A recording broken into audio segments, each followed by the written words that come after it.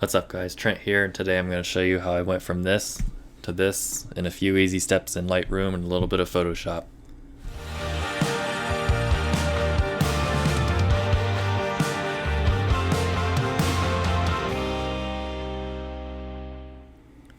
So a little bit of context about this image. This is a fox that lives in town here in West Yellowstone, and every once in a while we'll see him running around right around sunset or sunrise. And this day he was at the post office. We went inside to get the mail, came back out, and as soon as we got in the car we saw him sitting there right in front of the car.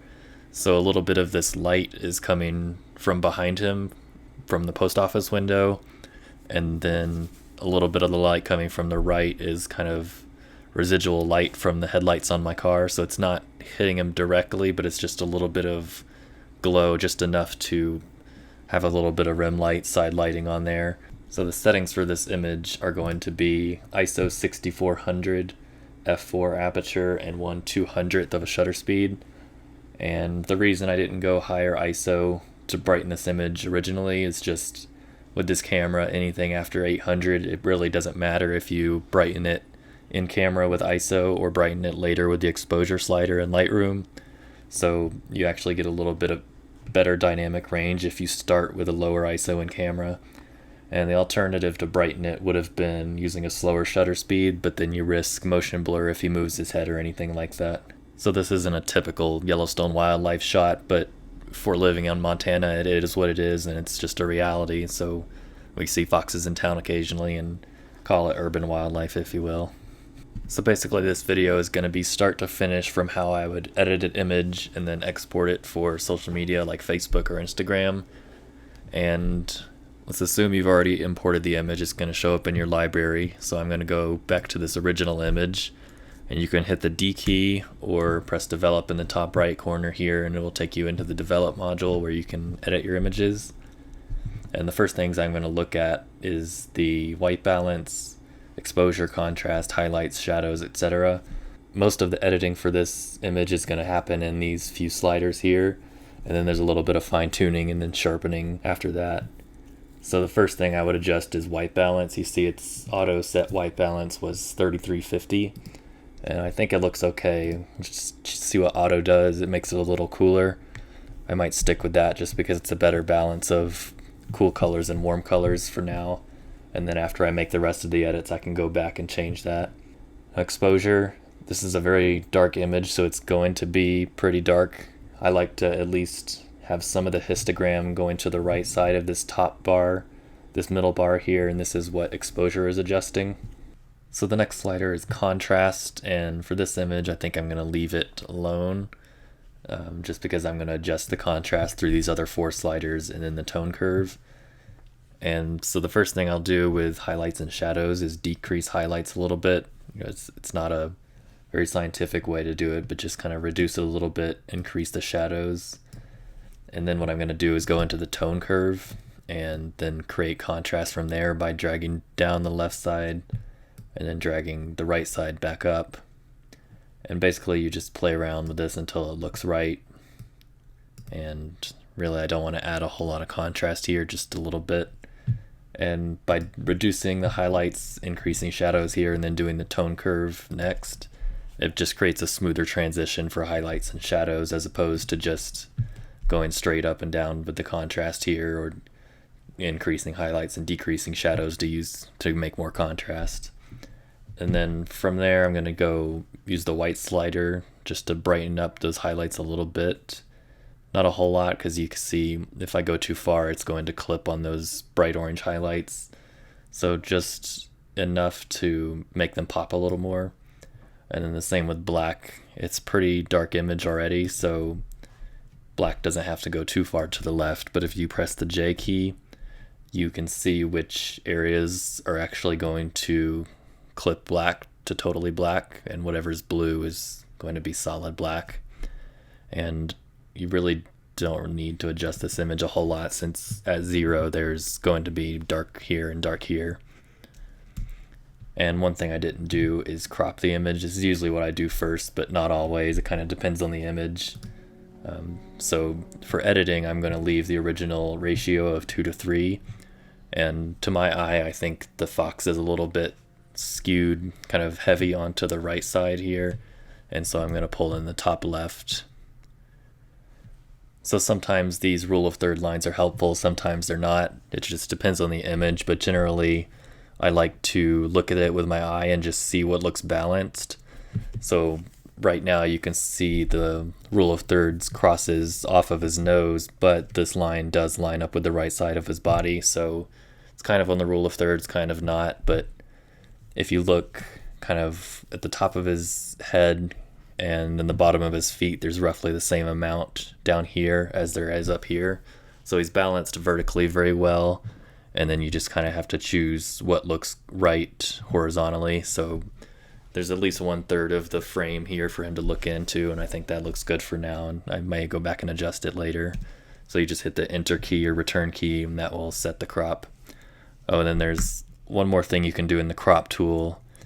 Because you have these bricks visible in the background, it makes it easy to level things. So if you hold the command key on a Mac, and then you can click and drag across a line that should be level, you just click and hold and then release, and it will automatically level that for you. And then I'm just gonna go back and adjust the image a little bit more, because the crop, or when it rotated, it kind of adjusted the crop some. So I'm gonna reset that, hit return or enter, and then the crop is set there. So for texture, clarity, and dehaze sliders, I like to add 5 to 10% on each one. It just adds a little bit of pop without going overboard. And then the same with vibrance. If it was a dull image, I would do a little bit of vibrance, not so much saturation, but this image seems fine where it is, so I'm going to leave both of those at 0. And for now, I like those colors. Another tab that you can look through for adjusting colors is the Hue Saturation Luminance Tab. Most of the time I don't mess with any of these, but if you want to adjust a single color at a time, you can adjust the brightness and saturation and then adjust the actual color itself a little bit. But most of the time I like the natural look of colors where they're at, so I don't mess with this a lot. Split toning is sort of the same thing. You can add a color to only the highlights or only the shadows, and you can change the intensity of that. And that's more of a stylistic choice that I usually don't go into. So the detail tab is where sharpening and noise reduction are going to happen. And if you watch my other video, I leave the sharpening at the standard amounts where they're at, and then I'm going to sharpen it in Photoshop instead. And the reason for this, again, is just there's limited options for sharpening here. You could get away with you doing these, and I do that a lot, but if you want some more detailed sharpening, I would go into Photoshop, and I'll do that in just a second. Noise reduction for this image is at ISO 6400, so if I click and zoom into 100%, you can start to see some of that noise around the edges. So what I'm going to do is do about 25 on luminance, and this is just the amount of noise reduction. And then detail, I'm going to bring that up a little bit. And there's still noise in this image, but if you get rid of too much, you're going to lose detail in the fox. And I think because the background's dark and this noise is not really standing out too much, it's not distracting, so I'm fine with it where it is. And then color noise is a separate kind of noise, so you can adjust this slider a little bit too. Luminance noise looks like grain, but color noise, you can actually see little dots of color. And so if I adjusted the exposure like way high, you can see kind of different noises in there, but because the image is dark, it's not going to show up all that much. Lens correction is something I usually have to do automatically on import. So both of these boxes will be checked, and then it should pick your lens automatically. If not, you can go through the list and find your lens. And then you can choose the amount of distortion correction here, so that's something I usually leave alone. But on this image, especially where it's dark, I like to take off the vignette correction, so then it just re-adds that natural vignette that comes from the lens, and I think that it's just enough of a vignette to help you focus back on the fox and the light in the middle without being overly obvious that you did a vignette. And so I think that looks natural because it actually comes from the lens instead of editing it in the effects tab here. So this is pretty much all I do in Lightroom. So now I'm going to right click, choose edit in, and then go to Adobe Photoshop 2020. And this is going to open up this raw file in Adobe Photoshop with the edits we've already done.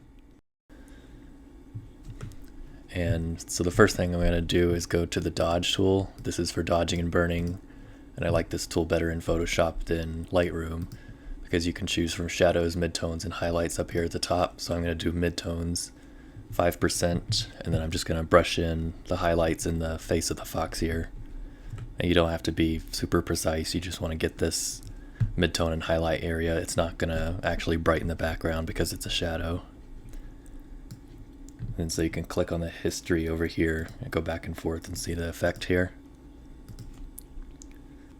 And then I'm going to go to the burn tool now, and you want to burn the shadows, not the midtones or highlights.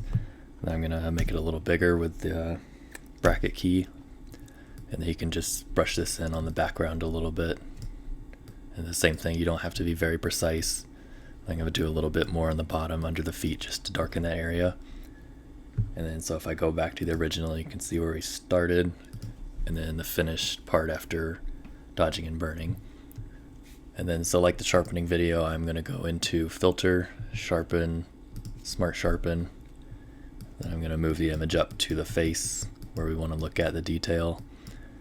And because this is a relatively noisy image, I'm not going to go at 300% like I did before. I may go to 100, 150% at the most. And if you hold this before and after, you can see it's just a little bit of an effect here. And the same thing down here, the shadows area is 100%, so it's not sharpening the shadows, it's going to sharpen only this brighter part and the light part here in the face. And then so when you're happy with that, you just click OK. And you can click Command S or File Save, and it will save this, and you can open it back up in Lightroom.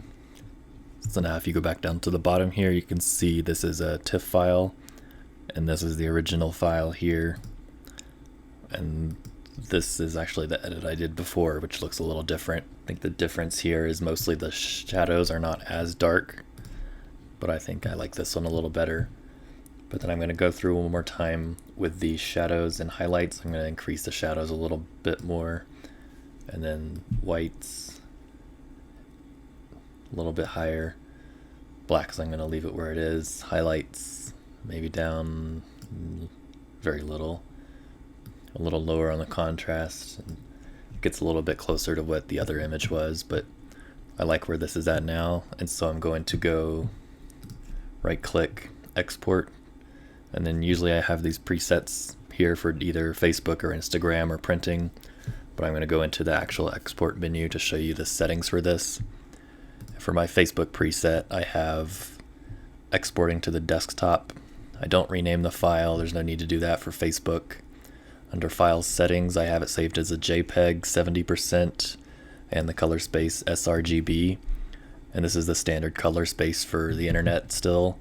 JPEG is just very universal, works on Facebook, and I have found that the quality 70% gives you the biggest file size, the best quality after saving to Facebook. So I've uploaded to Facebook and then downloaded it again, and 70% left me with the best quality.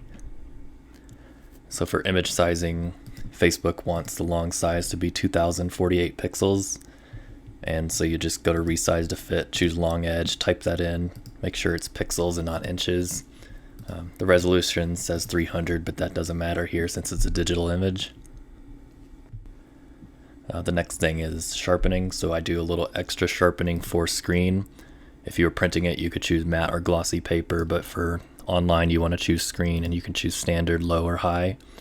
And for this image, because it's noisy and I've already sharpened it a good bit, I'm just going to choose low.